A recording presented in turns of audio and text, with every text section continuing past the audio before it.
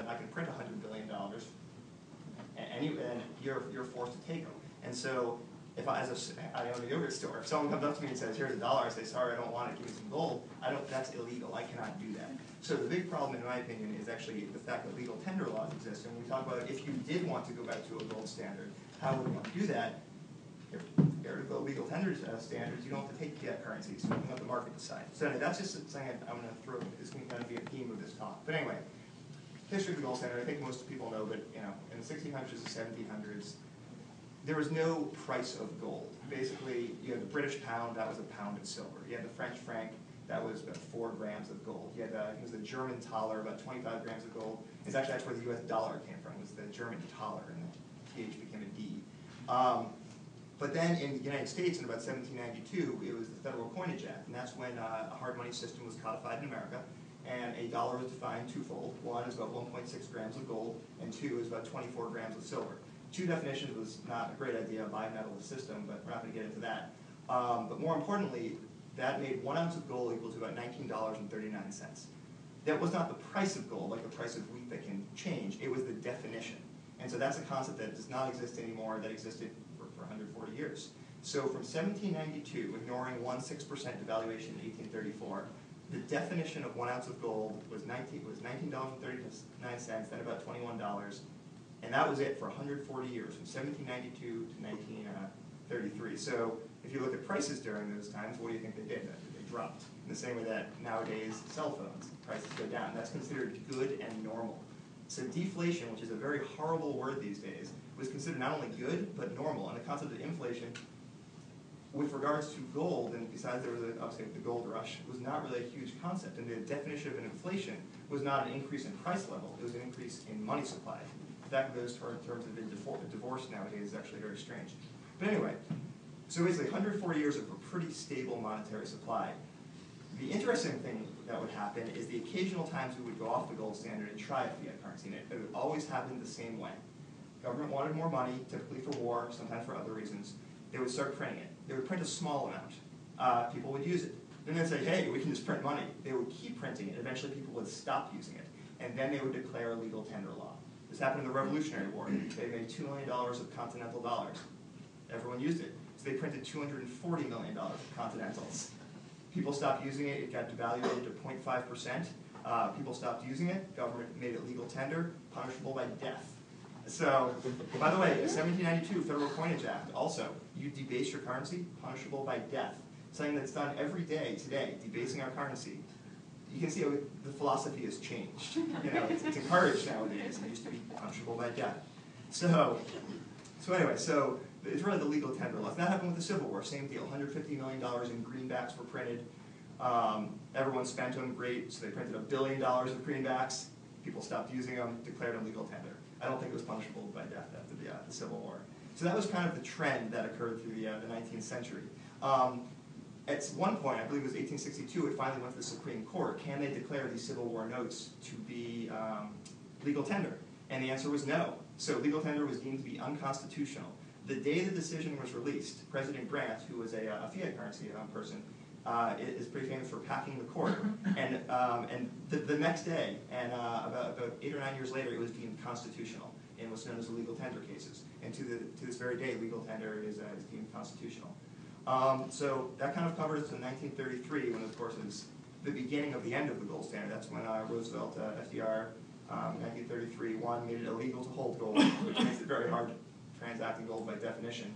He also revalued, so now instead of $21, it was $35. Just picture that though. I have an ounce of gold. I take it to the bank. I receive $21. The next day it's now $35, so I take it back and I get 60% of my money overnight. I mean, it's called theft. But it was made legal. And the other important thing, which no one realized what Roosevelt did, besides making it illegal to hold gold and change the value, he made Federal Reserve notes legal tender. If you look at the top of your dollar bill, it says this note is legal tender for all debts, public and private. Not how it used to be. It used to be this note is redeemable in gold, and then it became redeemable in lawful money, and then right after that it was legal tender, and not redeemable. And so that's a pretty big change. So the question is, when you look at the money supply plots, why do they not shoot up after 1933? Because in theory, the Federal Reserve was around. Why did they not start printing tons of money? They did, but about 4 layers behind a Federal Reserve note is there was a specie requirement, a gold requirement on the Federal Reserve banks of about 40%. So they couldn't. So that actually put a hard limit on how many notes could be printed. So now we come to 1971, that limit is removed, gold standard gone, and then I think Murray Rothbard said printing money is a heady wine. Once there's no restraints, I mean, that's where you get all your comical numbers. You'd be up to, I believe in 1971 there was $100 billion in Federal Reserve notes. 20 years later it was $800 billion. Obama doubled the money supply in a few days. In 2008, over $1 trillion.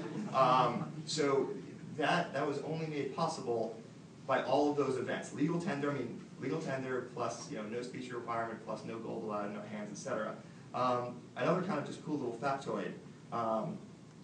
Well, 2 cool factoids. One, the price of gold obviously now is about $1,700 an ounce. It used to be 20, so that is a 99.3% devaluation of the dollar, of which 93% of it occurred after 1933. Number 2 is, if you look at the currency per capita, how many dollars people had during the entire 19th century, in 100 years, it varied from $18 to $45. For 100 years, through wars, through the Industrial Revolution, that's pretty stable. I believe right now it's $2,000. So, first 100 years or 140 years, factor of 2. Next 70 years, factor of 50. So you can kind of see these huge numbers. So to conclude, it's always fun to throw out the really 100 billion, et cetera. The main thing is there's no limit on there's no specie requirement, and the most important thing is we have to use it. So if you ever want to get back to a gold standard or just have a market for currency and put a real limit on government spending, you have to really just actually get rid of the legal tender laws. Thanks. Great. Thanks. James. I'm just going to keep it short. You guys have been here for quite a long. A lot of the arguments are kind of the same. But I just want to talk about the goals of the gold standard, what it hopes to achieve. Basically, I've simplified by saying it assigns an objective standard to U.S. monetary policy, and it limits the discretion of an individual or a board, in this case the Federal Reserve. In principle, that's what we want to achieve, and people kind of look at the gold standard as achieving that. I think that there's a number of alternative policies that will achieve both those ends, but don't have to resort to the limits of gold. I can get to the economics of that, but I kind of want to avoid it at this point. I'm happy to talk about that in questions or afterwards. So basically what I want to take it to is 1971 and the current structure as it exists today. And I want you guys to think about what happened after 1971 as it exists today. And I think that the currency markets, the competitive currency markets that Daniel alluded to, and the achievements that they have is really achievements of free markets. It's this huge expansion of competition. The currency markets that exist today trade $5 trillion on a daily basis. This is a huge market. So if you're going to adopt a gold standard, think of what that would entail on drawing that back down. That market existed arguably around the 1971 time, although there were competitive forces that existed in the 60s when we operated a gold standard, but they were largely repressed due to some events that took place. But there was something called the London Gold Pool that was established by central banks to try to put downward pressure on speculative monies that were trying to allocate towards gold, to limit the ability of central banks kind of cheating the gold standard. After a while, this proved to be too difficult, largely due to the Vietnam War. Lyndon B. Johnson eliminated the 25% requirement of dollars held against gold in '68, and then finally Nixon removed the gold standard in '71. And then after that time, you saw this huge growth in international competitive currency markets, of which now is the largest tradable market in the world by far. Not only is it currencies at spot prices, but there's also swaps, a number of different derivatives that trade upon this. There's futures, forwards. It's a huge market. So the idea of adopting the gold standard in this type of environment that exists today through this competitive, unfettered growth, and this is a decentralized market. This is what champions of free markets, I feel, should embolden and look to as a model of success.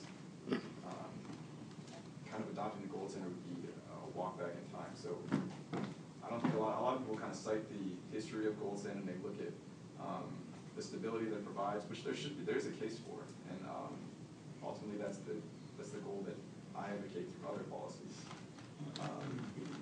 But to me it's almost inconceivable to have a working gold standard. And then the second aspect